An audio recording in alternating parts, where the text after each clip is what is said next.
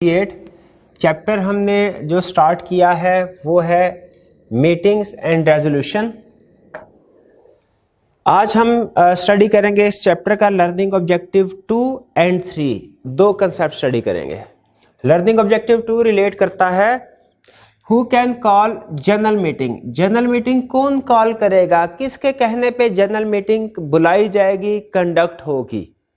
यानी ये जो पहला स्टेप है किसी भी जनरल मीटिंग को कंडक्ट करने का कि सबको बताया जाएगा कि ये जनरल मीटिंग इस डेट को कंडक्ट होने जा रही है। ये फैसला कौन करेगा कि जनरल मीटिंग होनी है कि नहीं, और होनी है तो किस डेट पे करनी है। तो याद रखें जनरल रूल हमारा ये है कि जितनी भी जनरल मीटिंग है, हालांकि ये जनरल मीटिंग है शेयर होल्डर्स की, लेकिन ये कब होगी, कहां होंगी, कैसे होंगी, ये सारे फैसले बोर्ड ऑफ डायरेक्टर्स करते हैं। डायरेक्टर्स का डिसीजन होता है। इवन चाहे स्टैट्यूटरी मीटिंग हो, एक्स्ट्राऑर्डिनरी जनरल मीटिंग हो या कि एनुअल जनरल मीटिंग हो, कोई भी टाइप ऑफ जनरल मीटिंग हो, डायरेक्टर्स फैसला करेंगे कि वो कब होनी है। जनरल रूल ही है। लेकिन इस जनरल रूल की कुछ एक्सेप्शन भी है, यानी कुछ केसेस ऐसे हैं जिनमें मेंबर्स भी जनरल मीटिंग कॉल कर सकते हैं, और कुछ केस कोई केस एक्सेप्शन ऐसे भी है जिनमें कमीशन यानी एससीसी भी जनरल मीटिंग कॉल कर सकता है। तो जनरल रूल हमारा क्या हुआ, जनरल मीटिंग कौन कॉल करेगा, डायरेक्टर्स। लेकिन एक्सेप्शनल केसेस में ये मीटिंग मेंबर्स भी कॉल कर सकते हैं और कमीशन भी कॉल कर सकता है। अब वो एक्सेप्शनल सिचुएशन क्या है, एक्सेप्शन जिनमें मेंबर्स या कमीशन मीटिंग को कॉल कर सकता है। पॉज कीजिएगा जी। तो मेंबर्स की सिचुएशन में जनरल मीटिंग कॉल कर सकते हैं। मेंबर सिर्फ और सिर्फ एक्स्ट्राऑर्डिनरी जनरल मीटिंग कॉल कर सकते हैं। यानी मेंबर्स अगर चाहे एजीएम कॉल करना नहीं कर सकते, स्टैट्यूटरी मीटिंग कॉल करना नहीं कर सकते, वो सिर्फ डायरेक्टर्स ही करेंगे।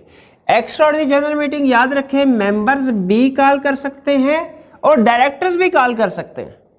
यानी डायरेक्टर तो हर तरह की जनरल मीटिंग कॉल कर सकते हैं ना, कोई सी भी हो। मेंबर सिर्फ एक्स्ट्राऑर्डिनरी सर्कमस्टेंसेस में जनरल मीटिंग कॉल कर। फॉर एग्जांपल चीफ एग्जीक्यूटिव सही काम नहीं कर रहा, लेकिन डायरेक्टर्स को उससे फायदा हो रहा है, डायरेक्टर भी करप्शन में इन्वॉल्व है। अब मेंबर ये चाहते हैं चीफ एग्जीक्यूटिव को रिमूव कर देना, तो इस काम के लिए अब डायरेक्टर खुद से तो एक्स्ट्राऑर्डिनरी जनरल मीटिंग कंडक्ट करवा के उसको रिमूव नहीं ना करेंगे चीफ, क्योंकि वो तो उनकी फेवर में जा रहा है।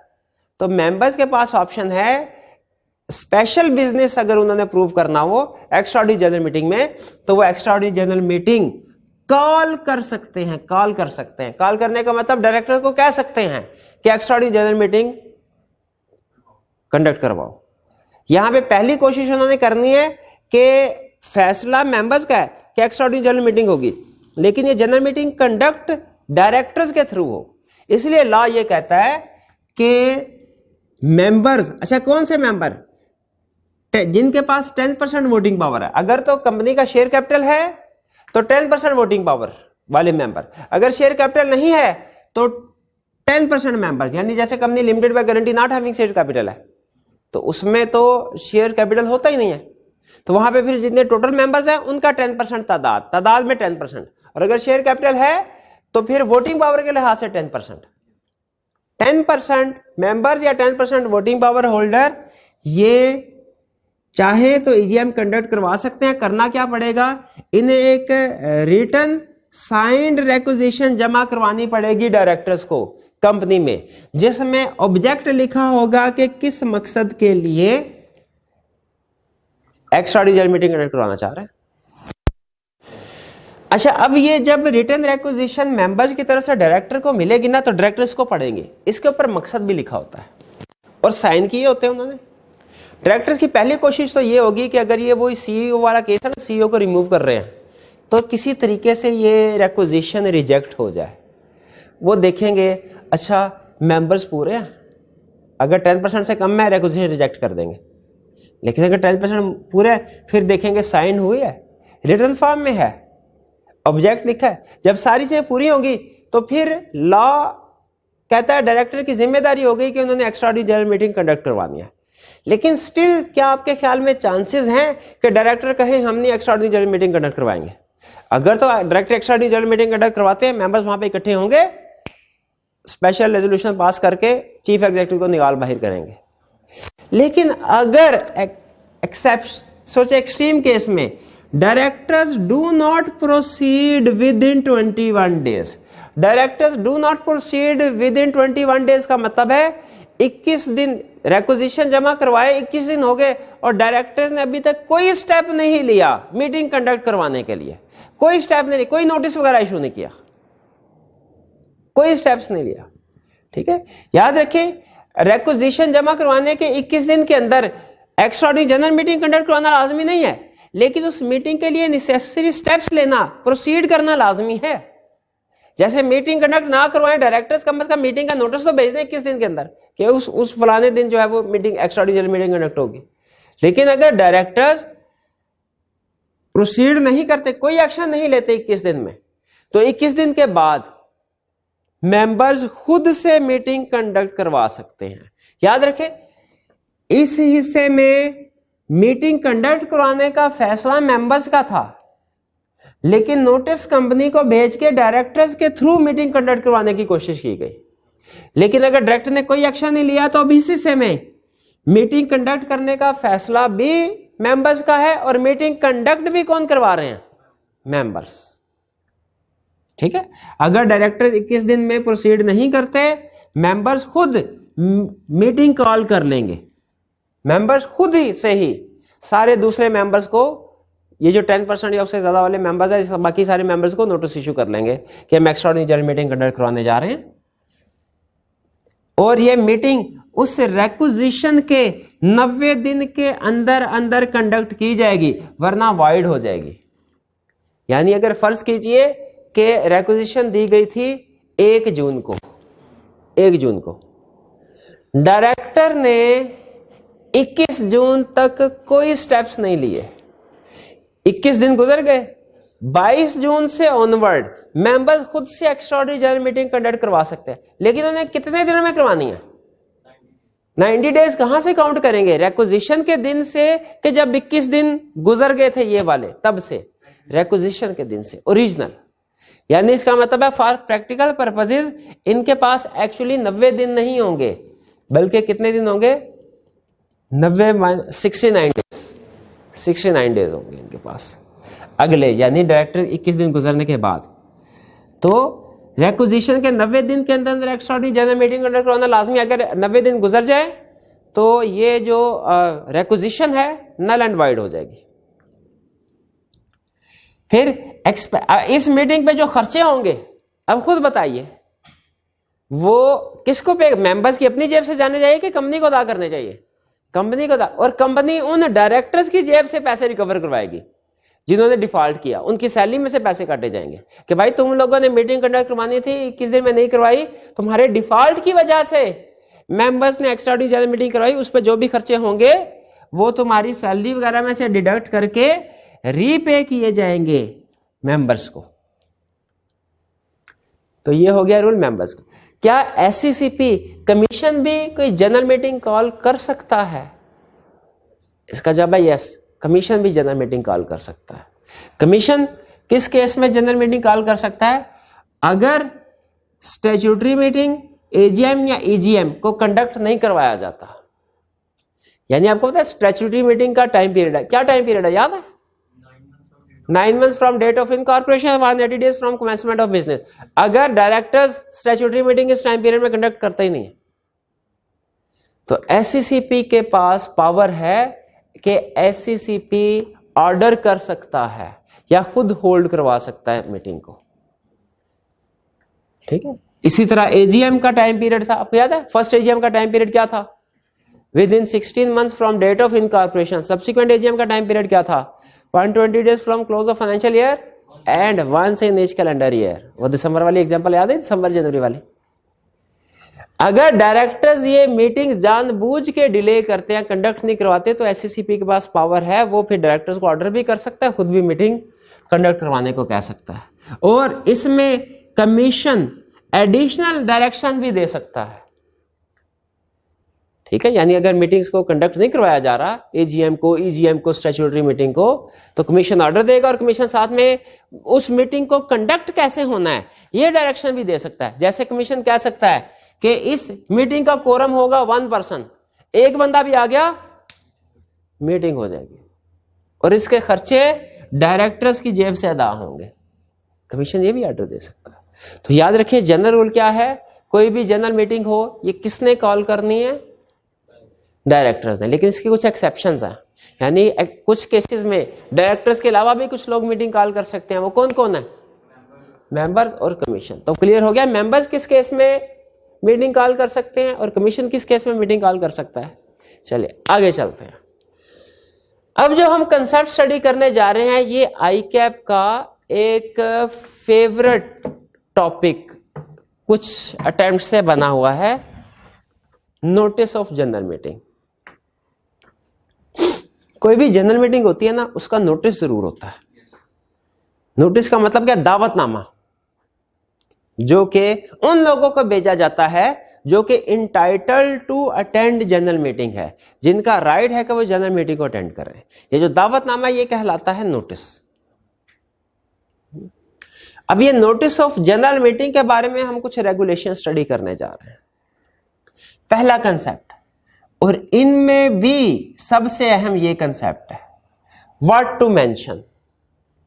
नोटिस ऑफ जनरल मीटिंग में क्या क्या चीज मेंशन होगी, नोटिस ऑफ जनरल मीटिंग में क्या क्या चीजें मेंशन होगी। सबसे पहली चीज डेट, टाइम। टाइम का मतलब और 9 बजे मीटिंग होगी, 21 तारीख को 9 बजे, ठीक है, शाहराह कायदे आजम पे,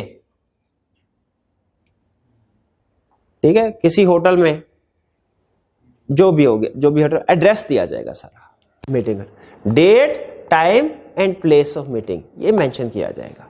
और टाइम का मतलब क्या मेंशन किया जाएगा, सुबह 9 बजे है या 10 बजे है मीटिंग।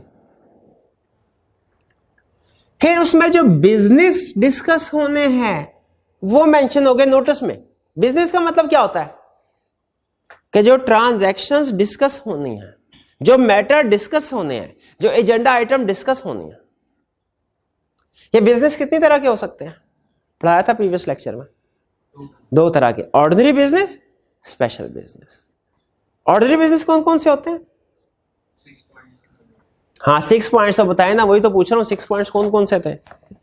ऑर्डिनरी बिजनेस कौन कौन से हो सकते हैं, कंसिडरेशन ऑफ फाइनेंशियल स्टेटमेंट्स और appointment of consideration of director report, election of director, consideration of auditors report, appointment of auditor और approval of dividend. Business ordinary भी हो सकते हैं, स्पेशल भी। अगर स्पेशल बिजनेस है तो स्पेशल बिजनेस के हवाले से कुछ मजीद चीजें लिखनी है ताकि मेंबर्स को पता चले कि हमने जब इस स्पेशल बिजनेस को प्रूव करना है कि नहीं करना। स्पेशल बिजनेस से रिलेटेड जितनी भी रेलिवेंट इंफॉर्मेशन होगी वो इंक्लूड करनी है नोटिस में। और याद रखिए ये इंफॉर्मेशन सिर्फ स्पेशल बिजनेस के केस में इंक्लूड करनी है। एग्जाम में क्वेश्चन आ जाता होता है कि एक स्पेशल रेजोल्यूशन पास होनी है, स्पेशल बिजनेस कंडक्ट होना है, बताइए उससे रिलेटेड नोटिस में क्या क्या इंफॉर्मेशन होगी। तो भाई इंफॉर्मेशन होगी, उससे रिलेटेड सारे मटेरियल फैक्ट्स डिस्कस किए जाएंगे।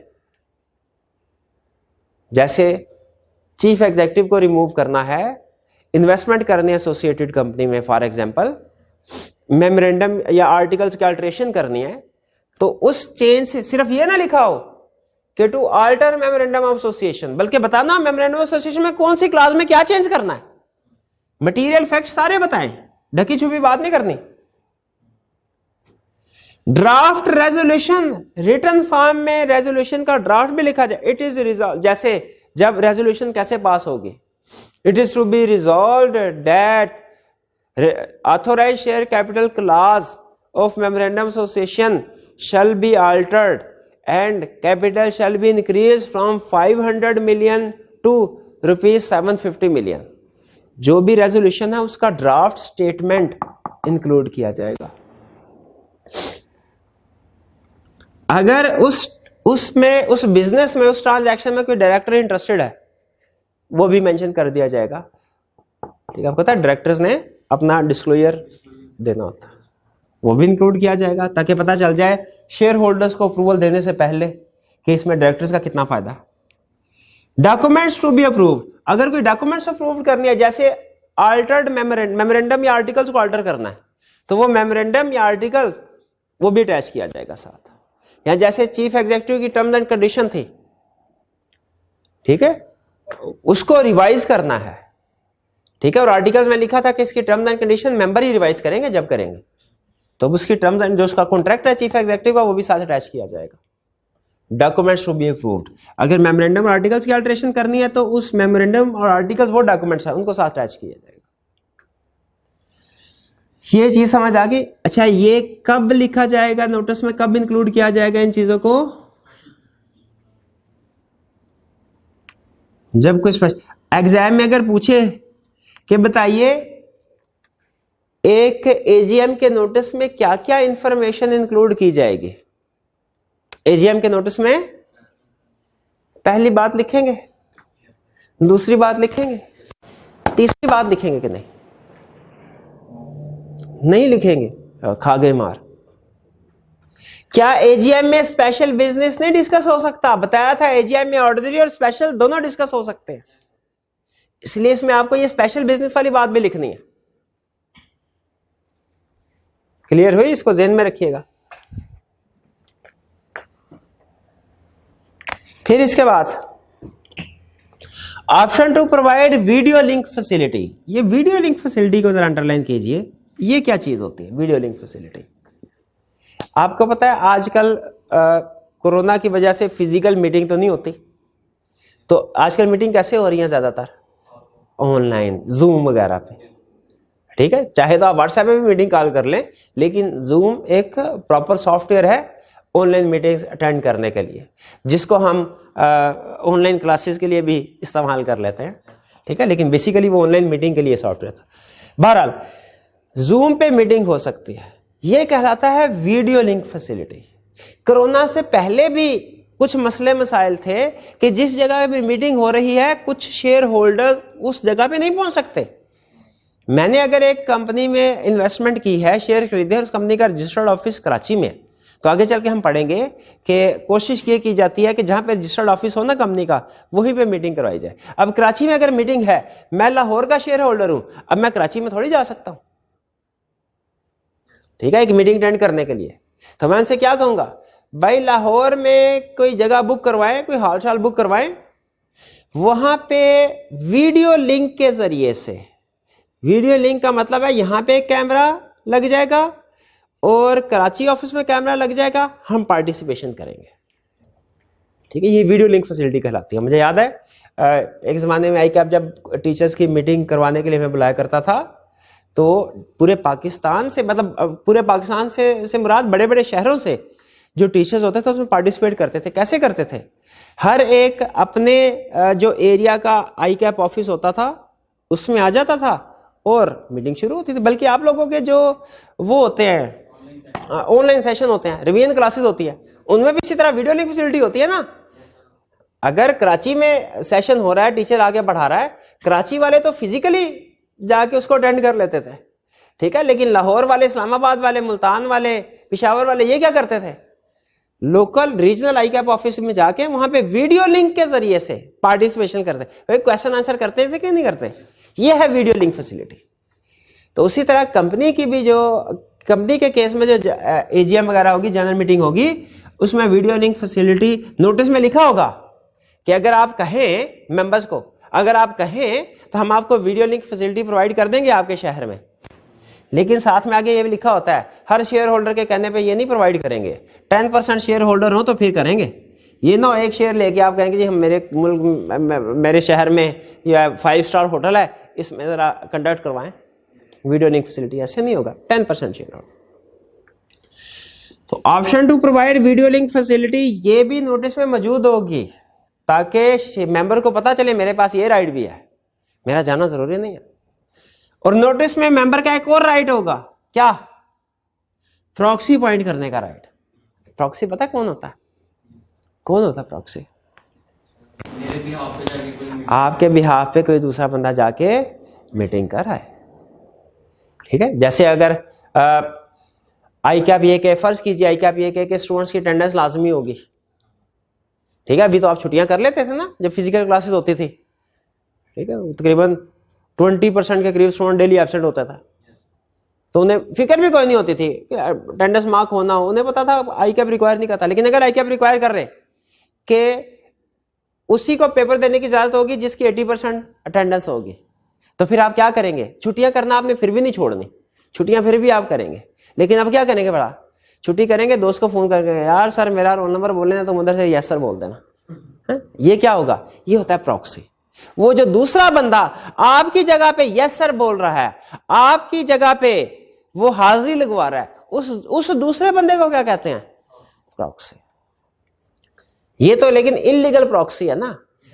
कंपनी के केस में लॉ इजाजत देता है कि अगर कोई शेयर होल्डर या मेंबर मीटिंग में किसी वजह से नहीं पार्टिसिपेट कर सकता खुद से, तो वो अपने किसी दूसरे पर्सन को प्रॉक्सी के तौर पे अपॉइंट कर सकता है। वो दूसरा बंदा उसके बिहाफ पे जाएगा और वो सारे राइट्स जो कि मेरे पास थे फॉर एग्जांपल, वो प्रॉक्सी के पास होंगे। यानी right to attend general meeting, right to speak, right to cast vote वगैरह वगैरह, ठीक है।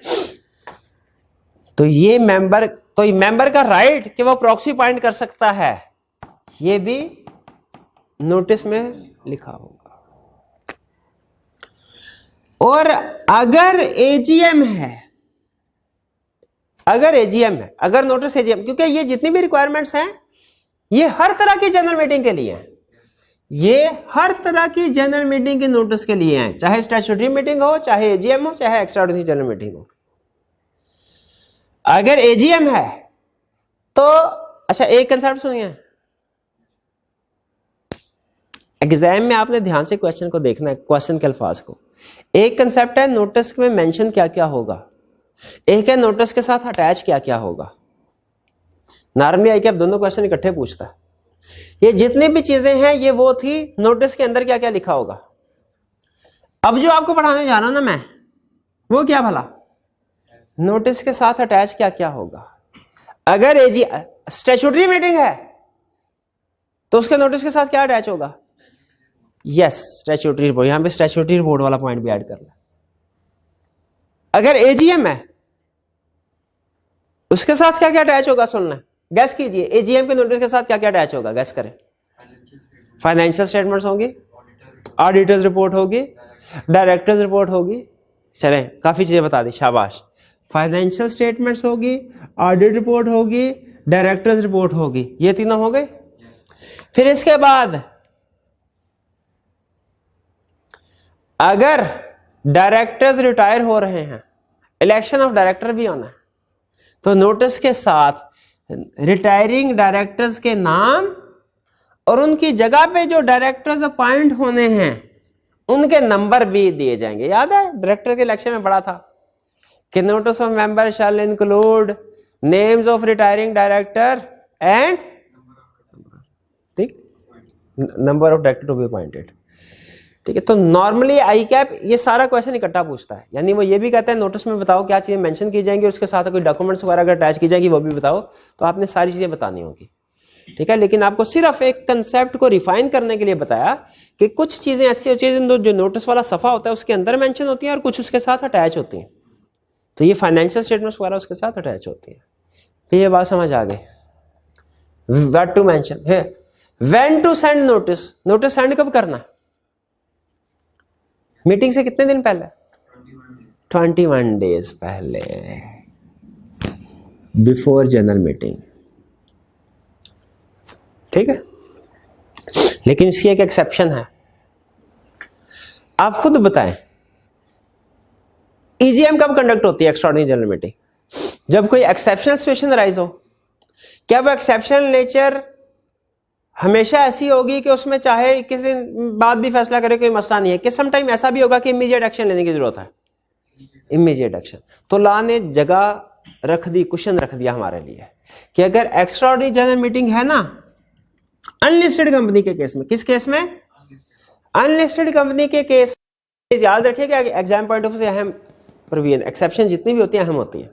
नॉर्मल रूल क्या है कि जनरल मीटिंग का नोटिस 21 दिन पहले भेजा जाएगा, लेकिन अनलिस्टेड कंपनी के केस में extraordinary general meeting short term notice पे भी कंडक्ट करवाई जा सकती है अगर सारे मेंबर एग्री हो जाए। अगर सारे मेंबर्स एग्री हो जाएं शॉर्ट टर्म नोटिस पे भी करवाई जा सकती है, लेकिन कौन सी मीटिंग? EGM। एग्जाम में अगर आपसे कहे कि क्या AGM शॉर्ट टर्म नोटिस पे कंडक्ट करवाई जा सकती है, नहीं कर। अगर कहे क्या general meeting short term notice पे कंडक्ट करवाई जा सकती है,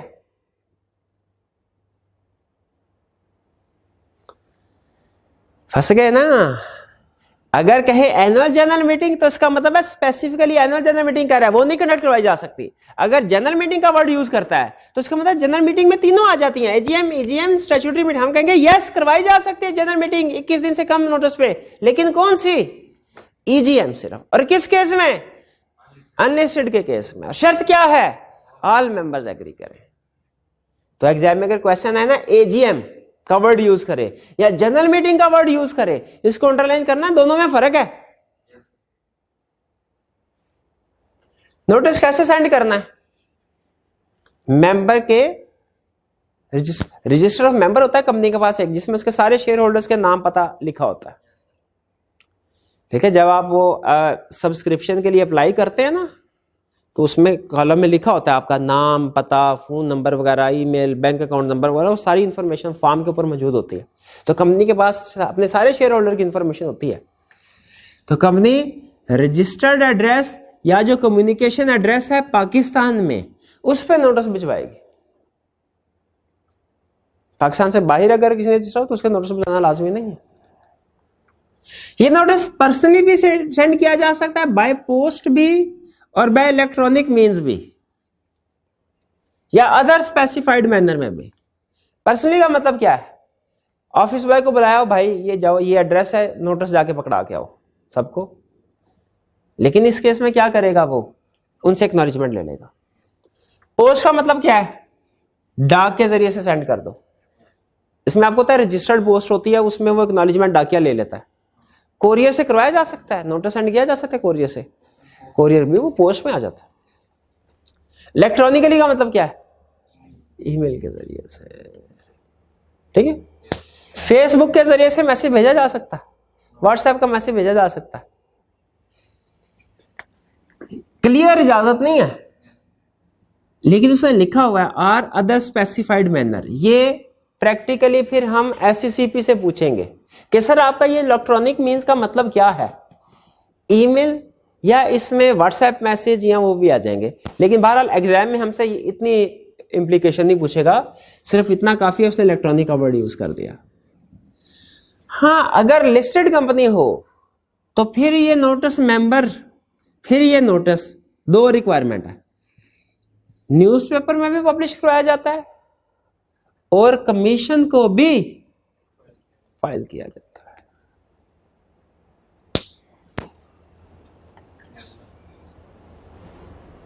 लिस्टेड कंपनी के केस में एडिशनल रिक्वायरमेंट्स क्या है?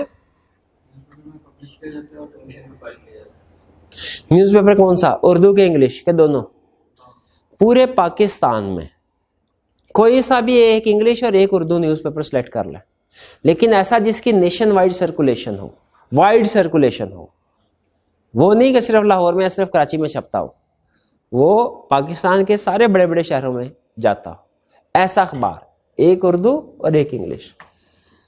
आपको याद है इससे पहले की बात हमने किसी और टॉपिक में भी पढ़ी है, प्रॉस्पेक्टस वाले में। ठीक है, पब्लिकेशन ऑफ प्रॉस्पेक्टस। और कमीशन को भी फाइल करनी है। अच्छा, मुझे ये बताइए कि फाइलिंग ए नोटिस और सेंडिंग ए नोटिस में क्या फर्क है? फाइलिंग का मतलब रेगुलेटरी था, किसी न किसी रेगुलेटरी अथॉरिटी को दिया जा रहा है। सेंडिंग का मतलब क्या है? कि मेंबर्स वगैरह को सेंड किया जा रहा है। तो ये नोटिस फाइल किया गया कमीशन को। अगला कंसेप्ट क्या है? नोटिस किस किस को सेंड किया जाएगा? अब इसका मतलब है इसमें रेगुलेटरी अथॉरिटी नहीं आएगी कोई। नोटिस किस किस को सेंड किया जाएगा? हर मेंबर को सेंड किया जाएगा? बिल्कुल, मेंबर का तो पहला राइट है, उनको तो जरूर किया जाएगा।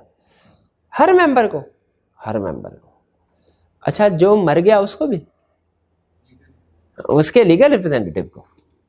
जो इंसॉल्वेंट हो गया, बैंकरप्ट हो गया, उसको भी, उसने कौन सा फैसला करना है? अगर उसमें फैसला करने की ताकत होती, बैंकरप्ट थोड़ी होता वो। बैंकरप्ट या इंसॉल्वेंट वाले मेंबर को नहीं, उसकी जगह पे कोर्ट ने जो असाइनी अपॉइंट किया हुआ है उसको ऑफिशियल रिसीवर या ऑफिशियल असाइनी, ऑफिशियल रिसीवर या असाइनी बैंकरप्ट या इंसॉल्वेंट बंदे की जगह पे कोर्ट ने अपॉइंट किया होता है कि इसके एसेट बेच के इसके लायबिलिटीज को उतारो जितनी उतरती हैं। हर डायरेक्टर को भी नोटिस जाता है। अच्छा बताइए, डायरेक्टर्स की मीटिंग हो, उसका नोटिस किस किस को जाएगा? सिर्फ डायरेक्टर्स को और किसी को नहीं। शेयर होल्डर्स की मीटिंग होगी, उसका नोटिस शेयर होल्डर यानी मेंबर्स को तो जाएगा ही, डायरेक्टर्स को भी जाएगा। यानी जब बताया था ना आपको पहले एक लेक्चर में कि डायरेक्टर्स की मीटिंग सिर्फ डायरेक्टर अटेंड करेंगे, मेंबर्स की मीटिंग डायरेक्टर भी अटेंड करते हैं, मेंबर्स भी दोनों करते हैं। और ऑडिटर को भी नोटिस जाएगा। कंपनी का ऑडिटर भी आपको था ना, ऑडिटर का क्या काम होता है? ऑडिटर का काम होता है कुछ ऑफिशियल डॉक्यूमेंट्स को सर्टिफाई करना, चेक करना कि वो सही है कि नहीं। जैसे हमने कहां पढ़ा था, एक तो ये फाइनेंशियल स्टेटमेंट्स का ऑडिट, फाइनेंशियल स्टेटमेंट के साथ ऑडिटर्स रिपोर्ट भी दी जाती है, ये वेरीफाई करती है कि फाइनेंशियल में ठीक बनी है कि नहीं। और दूसरा स्टैट्यूटरी रिपोर्ट में 3 चीजें थी, वो भी डायरेक्टर से हमने वेरीफाई करवाई थी, सॉरी ऑडिटर से वेरीफाई करवाई थी। अच्छा बताइए, मेरी गलती तो आपने निकाल ली कि सर डायरेक्टर ने नहीं, ऑडिटर से करवाई थी। तो फिर आप मुझे बताइए, स्टैट्यूटरी रिपोर्ट को सर्टिफाई कौन करता है? शाबाश, CEO, at least one director, शाबाश। In case of listed company CFO छा गए हैं, शाबाश। तो नोटिस कौन सेंड करेगा? किस को सेंड नोटिस किसको सेंड किया जाएगा? एवरी मेंबर को, अगर मर गया तो लीगल रिप्रेजेंटेटिव को, बैंकरप्ट हो गया ऑफिशियल असाइनी को, हर डायरेक्टर को और ऑडिटर को। अगर गलती से किसी मेंबर वगैरह को या किसी पार्टी को नोटिस सेंड होने से रह गया हो, कैसे? गलती से, एक्सीडेंटल ओमिशन, जानबूझ के नहीं, गलती से किसी मेंबर को नोटिस सेंड ना हो सका हो, नोटिस गिर गया हो, उसका कोई और वजह, एड्रेस गलत लिख लिया गया हो और उस मेंबर को नोटिस नहीं मिला, एक्सीडेंटल ओमिशन है, इंटेंशनल नहीं। क्या आप ये कहेंगे कि पूरी मीटिंग नल एंड वाइड हो जाए इसकी वजह से? नहीं, ठीक है। अगर कोई मटीरियल इरेगुलरिटी हो ना जनरल मीटिंग में, उसकी वजह से general meeting null and void हो सकती है, general meeting null and void हो सकते हैं, लेकिन किस वजह से?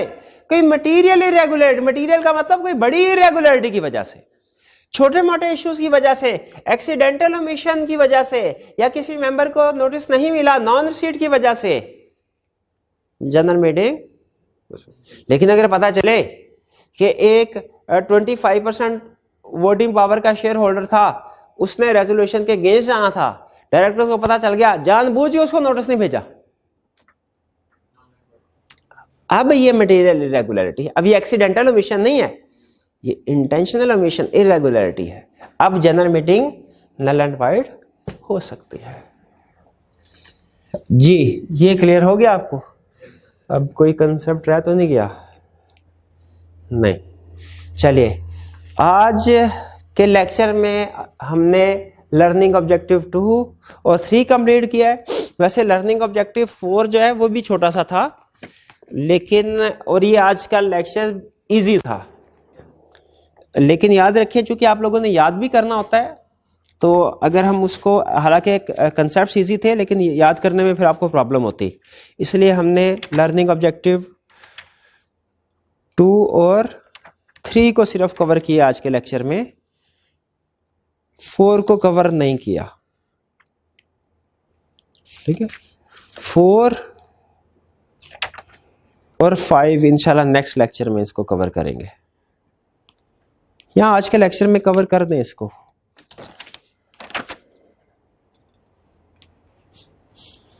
मेरा ख्याल है कवर कर लेते हैं। 2-3 लाइनें हैं, याद कर लेंगे आप, याद करने में प्रॉब्लम नहीं होगी। ठीक है, आज के लेक्चर में इसको कवर कर लेते हैं। पॉज कीजिएगा जी स्टूडेंट। अब हम एक छोटा सा लर्निंग ऑब्जेक्टिव है उसको भी कवर करते हैं। लर्निंग ऑब्जेक्टिव 4 हमारा, जो कि रिलेट करता है place of annual general meeting, कि जो एजीएम होगी ये किस जगह पे होगी, इसकी प्लेस क्या होगी। ठीक है, और ये रिक्वायरमेंट है लिस्टेड कंपनीज के लिए, लिस्टेड कंपनीज के लिए। वैसे अनलिस्टेड कंपनीज के लिए स्पेसिफिकली उनके ऊपर ये सेक्शन अप्लाई नहीं होता, लेकिन वो भी इसी तरीके से अपने जनरल मीटिंग्स को कंडक्ट करवाते हैं। और इसी तरह ये कंसेप्ट स्पेसिफिकली उसने नहीं बताया स्टैट्यूटरी मीटिंग या एक्स्ट्राऑर्डिनरी जनरल मीटिंग, लेकिन उन पे भी ये कंसेप्ट एप्लीकेबल है। खास तौर पे बहरहाल जिसका जिक्र किया गया वो है एजीएम लिस्टेड कंपनी के केस में। लिस्टेड कंपनी अपनी एजीएम कहां कंडक्ट करवाएगी? कंसेप्ट क्या है? लिस्टेड कंपनी अपनी एजीएम क्या पूरे पाकिस्तान में कहीं पे भी करवा ले? कहता नहीं, वो करवाएंगी in the town where registered office of the company is situated, जहां पे रजिस्टर्ड ऑफिस कंपनी का सिचुएटेड उस इलाके में। यहां पे लफ्ज यूज किया है उसने टाउन, लेकिन टाउन से मुराद आप सिटी ही जहन में रखिए। टाउन की इंटरप्रिटेशन में आपने क्या जहन में रखना है, इससे मुराद सिटी, लेकिन लिखना टाउन ही है।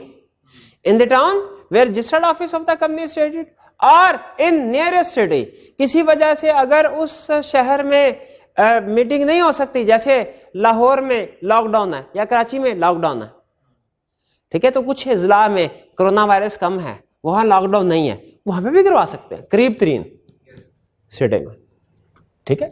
In the town where registered office is situated और नियरेस्ट सिटी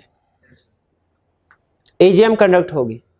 यह है फिजिकल मीटिंग, यानी फिजिकली मीटिंग वहां कंडक्ट होगी। फर्स्ट कीजिए कराची में मीटिंग है, मैं लाहौर में रहता हूं, इस्लामाबाद में रहता हूं, मुल्तान में रहता हूं, मैं तो वहां जाके पार्टिसिपेट नहीं कर सकता। मीटिंग के लिए मैं थोड़ी आना जाना करूंगा। तो क्या मेरे लिए कोई ऑप्शन है कि मैं भी मीटिंग में पार्टिसिपेट कर सकूं, उसमें वोट कास्ट कर सकूं, अटेंड कर सकूं, डिस्कशन कर सकूं? कोई ऑप्शन है? यस, ऑप्शन है। और अभी थोड़ी देर पहले बताई थी, क्या ऑप्शन है भला? Video link facility. कहां बताई थी वीडियो लिंक वाली बात भला? नोटिस ऑफ एजीएम में क्या क्या चीजें मेंशन होगी उसमें, तो वीडियो लिंक फैसिलिटी होती है। वीडियो लिंक फैसिलिटी किसने अरेंज करनी है? कंपनी ने। लेकिन कब? जब उसको कहा जाएगा, फिर खुद से नहीं। खुद से नहीं होगा कि रजिस्टर्ड ऑफिस मीटिंग हो रही है कराची में और पाकिस्तान के हर शहर में वीडियो लिंक फैसिलिटी अरेंज कर दी, इम्पॉसिबल है। तो जहां जहां पे शेयर होल्डर कहेंगे वो उस शहर में वीडियो लिंक फैसिलिटी अरेंज करवाई जाएगी। और कौन से वाले शेयर होल्डर कहेंगे? हर कोई नहीं, जिनके पास 10% शेयर कैपिटल है, 10% मेंबर्स के कहने पे, हर मेंबर के कहने पे नहीं। अगर 10% शेयर कैपिटल होल्डर कंपनी को अप्लाई करते हैं रिटर्न फॉर्म में, सर आपका नोटिस मिला, उसमें लिखा हुआ था कि मेंबर्स के पास ये राइट है कि वो वीडियो कॉन्फ्रेंसिंग के जरिए से वीडियो लिंक फैसिलिटी को डिमांड कर सकते हैं, आप अरेंज करेंगे तो हम अपना ये राइट एक्सरसाइज करते हैं, आप हमें बराए मेहरबानी फैसलाबाद में वीडियो लिंक फैसिलिटी अरेंज करके दें ताकि हम फैसलाबाद में बैठ के कराची में मीटिंग में पार्टिसिपेट कर सकें। ये और इस लेकिन याद रखिए, वीडियो लिंक फैसिलिटी हासिल करने के लिए 2 रिक्वायरमेंट्स है। पहला, आपके पास कितने? 10% शेयर एक बंदे के पास भी हो सकते हैं, एक मेंबर के पास भी, एक से ज्यादा मेंबर के पास भी अगर कलेक्टिवली एग्रीगेट 10% है तो भी वीडियो लिंक फैसिलिटी अरेंज की जाएगी। शर्त यह है कि सारे एग्री करें, जो रिक्विजिशन होगी उसमें सारे एग्री करें कि सर हम ये 4 लोग मिलके हमारे पास 12% शेयर्स बनते हैं और हम ये चाहते हैं कि आप फैसलाबाद में वीडियो लिंक फैसिलिटी अरेंज करें। और ये रिटर्न रिक्वेस्ट मीटिंग से 7 दिन पहले कंपनी के पास पहुंचनी चाहिए। 21 दिन पहले कंपनी ने नोटिस भेजा उनको, तो उसका मतलब है उनके पास 14 दिन होंगे ये डिसाइड करने के लिए कि हमने कराची जाना है कि फैसलाबाद में वीडियो लिंक फैसिलिटी अरेंज करवाए। मीटिंग से 7 दिन पहले, यहाँ ये लिखा हुआ है, 7 दिन पहले before meeting return requisition submit कराएंगे तो फिर company video link facility arrange करवा देगी। और ये जहन में रखिएगा, मीटिंग जब होती है ना, मीटिंग उसका एक कोरम होता है। कोरम का कंसेप्ट हमने मैनेजमेंट वाले में पढ़ा हुआ है कि जितने मेंबर्स होना जरूरी है। कोरम को गिनते हुए, अब वो डायरेक्टर्स की मीटिंग में तो हमने पढ़ा, याद है, 1/3 और 4 whichever is higher listed company के केस में, और अनलिस्टेड कंपनी का एज प्रोवाइडेड इन आर्टिकल, और कैजुअल वैकेंसी के केस में जितने बाकी डायरेक्टर बचे होते थे for the purpose that specific purpose. लेकिन मेंबर्स की मीटिंग, शेयर होल्डर की मीटिंग का कोरम अभी हमने नहीं पढ़ा। मैं पूछ भी नहीं रहा कि वो क्या है, लेकिन मैं ये समझा रहा हूं कि कोरम फर्ज कीजिए 10 है, फर्ज कीजिए 10 है, तो उसमें इस 10 में कौन कौन से मेंबर्स काउंट किए जाएंगे? क्या जो प्रेजेंट है? हाँ प्रेजेंट है। कौन? जो मीटिंग में प्रेजेंट है, जो कराची ऑफिस में बैठे हैं, कि जो फैसलाबाद वाले भी? फैसलाबाद वाले भी याद रखें, आप अगर किसी मीटिंग में फिजिकली प्रेजेंट हैं तो भी आपको प्रेजेंट काउंट किया जाता है। आप फिजिकली नहीं, वीडियो लिंक के जरिए प्रेजेंट है तो भी आपको काउंट किया जाएगा। सच मेंबर्स आर कंसीडर प्रेजेंट, क्या आप मीटिंग में प्रेजेंट है, ठीक है। और इवन ज्यादा कुछ केसेस में जो प्रॉक्सी होता है ना, प्रॉक्सी अगर आपने वो भेज दिया है तो भी समझा जाएगा आप प्रेजेंट है। यानी कुछ केसेस में प्रॉक्सी को भी काउंट किया जाता है। लेकिन याद रखें, प्रॉक्सी का लफ्ज मैं एहतियात से इस्तेमाल कर रहा हूं कुछ केसेस में। इसका मतलब है किसी केस में प्रॉक्सी को काउंट किया जाएगा, किसी केस में प्रॉक्सी को काउंट नहीं। अब किस में किया जाएगा, किस में नहीं किया जाएगा, वो हम आगे चल के प्रॉक्सी वाले कंसेप्ट में स्टडी करेंगे। ये क्लियर हो गया। ये था हमारा वीडियो लिंक फैसिलिटी वाला कंसेप्ट। तो इसके साथ ही हमारा आज का लेक्चर खत्म होता है। आपने इन लर्निंग ऑब्जेक्टिव के एंड पे जो पास्ट पेपर के क्वेश्चंस हैं उनको भी अटेम्प्ट करना है। आज का लेक्चर यहाँ पे खत्म करते हैं हम। अल्लाह हाफिज।